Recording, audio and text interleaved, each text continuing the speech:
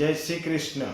આ છે બેરણા ગામના મુખ પર આવેલું રામજી મંદિર, બરાબર એની બગલમાં આવેલું આ શિવાલય। બધા શિવાલયની સમાન જ છે। ભગવાન શિવની પ્રતિમા જાણે સાક્ષાત બિરાજમાન હોય એવી અનુભૂતિ કરાવે છે।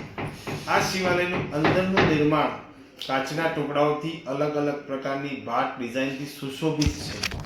આ મંદિર વર્ષો પુરાણું હતું, પણ હમણાં થોડા સમય પહેલાં એનો જીર્ણોદ્ધાર કરી નવીન બનાવેલ છે। પણ હકીકતમાં એવું નથી। આ શિવાલય છે આસ્થા અને શ્રદ્ધાનું પ્રતીક, જ્યાંથી આજ સુધી કોઈ દંપતી ખાલી હાથે નથી ગયું। જી હા, બેરણા ગામની મોભે શોભતું આ રૂડું મંદિર છે નીલકંઠેશ્વર મહાદેવનું મંદિર। અહીં આજે મહાશિવરાત્રિના દિવસે દેખાઈ રહેલી આ ભીડ માત્ર દર્શન માટે નથી, પણ એમને ગત વર્ષે માગેલી માનતા પૂરી કરવા આવેલું માનવ મહેરામણ છે। આ મંદિરમાં જે દંપતીને બાળક ન હોય એ દંપતીના ઘરે પારણું બંધાય એના માટે અહીં સાકરની પ્રસાદી ધરાવવાની એમના સ્નેહીજનો દ્વારા માનતા રાખવામાં આવે છે, અને એ માનતા અવશ્ય પૂર્ણ થાય છે। શિવરાત્રિના દિવસે દર વર્ષે અહીં અંદાજે 2500 કિલોથી પણ વધારે સાકર અને પેડાની પ્રસાદી આ મંદિરમાં ભગવાન શિવને ધરાવાય છે। આજ સુધી દરેક ભક્તોની માનતા આ શિવાલયે પૂરી કરી છે।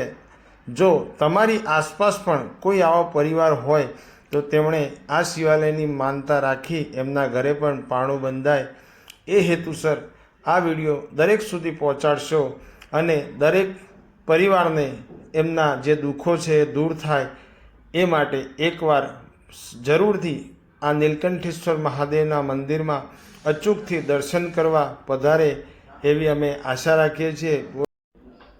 એટલે જ બેરણા ગામના મહિમાના ભજનમાં પણ આનો ઉલ્લેખ કરવામાં આવ્યો છે કે નીલકંઠનો તો મહિમા મોટો, આપે દીકરો હેતેરે।